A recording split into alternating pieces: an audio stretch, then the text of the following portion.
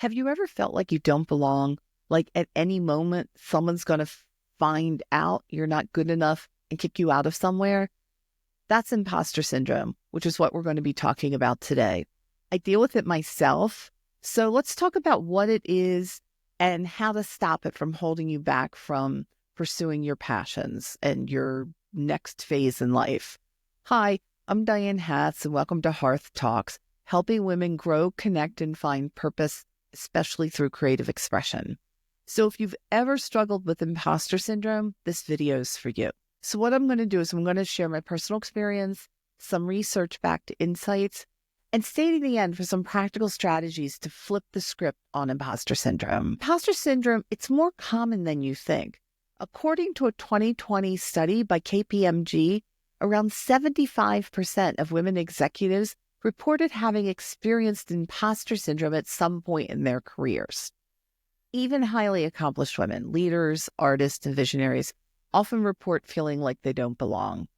Me personally, I've struggled with it for most of my life. For example, I was the executive producer and did the marketing for this animation back in 2008. And because of it, I got a scholarship to the TED conference. Now, I spent the entire time there thinking, I'm not good enough, I don't belong. And it was, there were named people, public figures that you'd be sitting next to. And it was for me, it was extremely intimidating, but they had given me the scholarship. So I just walked around feeling not good enough. Afterwards, I ended up putting on TEDx Manhattan. So I did a TEDx event for 6 years. I spoke at a sister TED event called TED Active about food waste. I was even asked to curate books one year. Still didn't think I belonged, but the kicker. Okay, it's 2008. I'm sitting in my seat in this auditorium. Seth Godin comes out to give his talk on tribes, which is like one of his biggest talks. And I was sitting there and I'm like, yeah, and if you don't know who Seth Godin is, he's a marketing guru. He's probably one of the top marketing people in the world. So I'm sitting in my seat feeling, sorry for myself because I'm not good enough. And he starts talking, and then all of a sudden I'm like, oh my God, my picture comes up on the screen. He starts talking about me. So he talked about the work I had done around this animation. That was what got me into the event. Now, afterwards, some people recognized me and they came up and, introduced themselves. I still did not feel like I belong. I got to work on that. So I've come a long way since then, but I have to do a presentation in April on a stage. I'm taking this course at University of New Mexico, and I'm already crapping my pants thinking about it, but I'm doing it. That's what's key. I think women are more affected by it than men. I don't know about you, but I'm from an era where, I don't know, it's like women, we were good enough. I got into an advanced astronomy class, I think it was, and it was like 6 guys and me. This is high school. This is the 70s. Teacher walks up, looks at me and goes, girls can't do math. And that might be why I failed finance and accounting when I was forced to get the business degree I didn't want.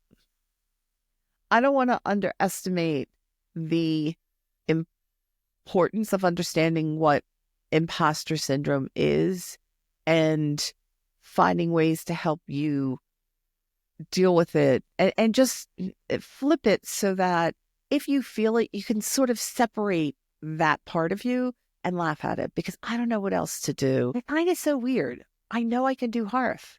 I know I can do this. And this YouTube show is part of like a bigger brand or bigger vision that I have. I can do it. And I know I'm talented enough to write books. I mean, I'm not writing War and Peace or, I don't know, writing is so subjective, but my writing is good enough. It's good enough. And like, I'm good enough and you're good enough. So I don't know. I just think it's time we stop it, especially now in the political climate where I heard something briefly about someone who's now in power talking about it's about time to put women back in their place and that they can't do stuff. No. I've come to the conclusion that it's a combination of conditioning and fear. I think many women get conditioned to believe they can't, so they start to believe it. And then when they try to break out of it, they're afraid. So basically, this is what Hearth is all about, is finding ways to help us unblock ourselves, step through our fears, release them, and then be who we're meant to be. I think I've spent a lot of my life trying to push stuff down, push the fear down, push the imposter syndrome down, and that doesn't work. That just bubbles up at some point. So we need to walk through it and we need to release it. We need to separate ourselves from it also. So one tactic I'm using to combat imposter syndrome is to flip the script. Did you know that fear and excitement have the same physiological reaction? The adrenaline that courses through our bodies when we're scared is the same as when we're excited. The difference is not how our body reacts, but how the mind interprets the experience. And this is really important. I'm going to repeat this. The difference, it's not how our body reacts, it's how our mind interprets the experience. So when I get that sick feeling in my stomach and I start to feel anxious and I think I'm not good enough, I tell myself that I'm excited. I'm looking at imposter syndrome as an invitation and a sign that I'm stepping into something bigger and better and into something that challenges me to grow. And yeah, it's scary. And sometimes, it's blah, blah, blah. And I don't believe myself, but I'm doing it. And that's what rewires your brain. Odds are it's not going to happen the first time. You just have to keep telling yourself, this is exciting. I can do this, et cetera, et cetera. So what we're doing, psychologists call this reframing. We're taking a negative thought or belief and we're looking at it in a new way. So instead of saying, I'm not good enough, I now say things like, I am so good enough. Launching Hearth and publishing books means I am a success. Anything else is just icing on the cake. Also, I say something like, what I'm feeling right now, it's fear. And that's okay. I can be afraid, but I can still do whatever it is I want to do. I can't grow unless I push myself out of my comfort zone. So my work with Hearth and being an author, it's not about being perfect or knowing all the answers. It's about doing what I want to do, following my passions, and giving it my best shots. It's about connecting and sharing and growing alongside others. That's my definition of success. Studies have shown that perfectionism often feeds imposter syndrome. By trying to be perfect, we're creating unattainable standards that make us feel incompetent and not good enough, no matter how hard we try or how successful we might be. Whatever we do, it's just never good enough. Instead of focusing on the 99 things we did right, we find that one thing we did wrong and then obsess over it. Trying to be perfect is a way to mask our underlying self-doubts and insecurities, and that feeds the imposter syndrome cycle. It's also a way to go through life constantly beating ourselves up. And who wants that? Perfectionism can also be a form of control. It's a way of trying to manage uncertainty, avoid judgment, or protect ourselves from failure. But this constant obsession to get everything exactly right can make us feel like we're never enough. And look, I think I mentioned this before, and I'm being completely honest with you guys. I use like a little teleprompter scripty thing, and I'm gonna, maybe for 2 more videos, maybe for 200 more videos. But this is doing this YouTube channel is a way I'm reframing and shifting my feelings of imposter syndrome, but I get anxiety. There's reality. So I'm doing the best I can with what I've got, and that's all we can do. And I think that we need to surround ourselves with people who accept us as we are and who can find the positive in what we're doing. People don't connect with perfectionism. They connect with authenticity. They connect with you showing up as you are, flaws and all. And this is something I'm working on. With AI taking over the world, authenticity, it's a big buzzword these days. AI can spit out facts and it can write your paper. Well, I don't think it can write it well, but it's good for ideas. I do use AI just to help with ideas or like how should I structure a script? You have a hook, you have I just take that and I might ask for some facts or stats, but I still write the thing. But it's getting better and better. So it's not so much the data that we're sharing that's important. It's our experiences and our authentic selves and our feelings around things that's important. AI will never be you, no matter how much those tech bros are trying. They're not. You are you, and you should celebrate that. So it's hard to go online and be vulnerable to share what I really think and feel. I know that for me, I can put on a happy face. Like I could have been crying for an hour. I wasn't, but I could have been crying for an hour before this. But I could sit down here and be like, whoa, the world's so great. And I'm not going to become Diane Downer, but I am working on learning to know what I'm feeling and to be able to express them appropriately so that I can be more authentic and not pretend that everything's okay all the time. So, how do we let go of imposter syndrome? Here's a few ideas. Talk about it. Share your feelings with a trusted friend, a mentor, or a therapist. The more we keep it to ourselves, the more powerful it becomes. But when we talk about it and we name it, we begin to take away its power. You have to think of it as a thing separate from you. It's its own, like, name it. Give it an outfit. Make it into, like, it could be an animal, it could be a rock. Just separate yourself from it, and then when you can look at it objectively, it does help a lot. Talking about it will help that happen. And I can't stress this enough. If you have anyone in your life that demeans you or is not encouraging and makes you feel less than, this might sound drastic, but write them out. There are billions of people on this planet.